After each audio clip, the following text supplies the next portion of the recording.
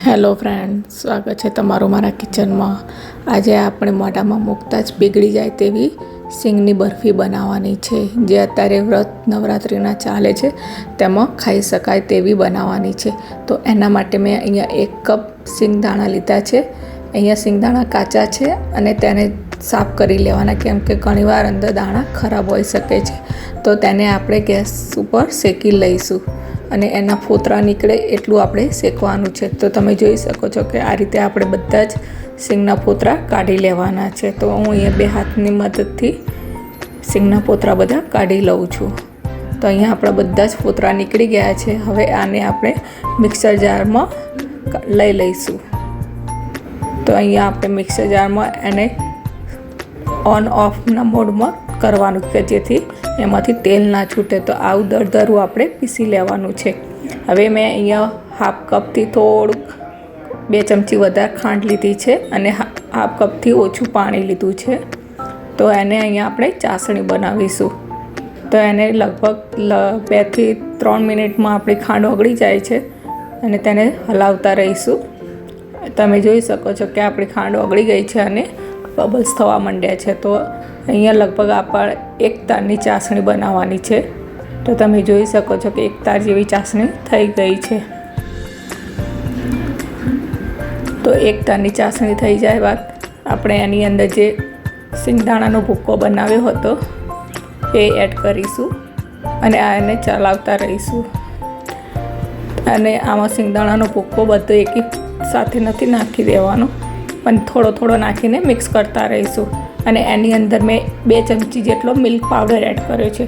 Milk પાવડરના લીધે અહીંયા આપણું સિંગનો બરફી બહુ સરસ ટેસ્ટ આવે છે। તો તમે જોઈ શકો છો કે આપણી બરફી મિક્સ થઈ ગઈ છે। તો એને હજી થોડીક આપણને ચીકાશ લાગે છે, તો 1 મિનિટ જેવી થવા દઈશું અને એની અંદર 1 ચમચી ઘી એડ કરીશું।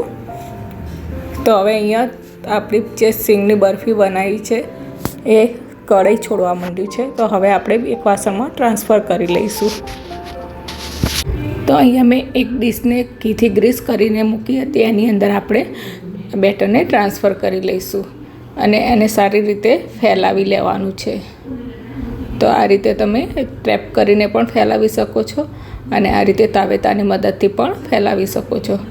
તો હવે અહીંયા હું એક વાટકીને ઘી લગાવી પાછળના ભાગે અને આ રીતે ધીમા હાથે એને દબાવી દઈશું અને એની ઉપર આપણે થોડીક મેં બદામ કતરણ કરીને મૂકી હતી એ પણ આપણે એની ઉપર સ્પ્રિંકલ કરશું કે જેના લીધે આપણો સિંગ પાક ખૂબ જ સરસ દેખાય। આ ઓપ્શનલ છે, તમારે બદામ નાખ્યું હોય તો નાખી શકો છો, નહીંતર ચાલે।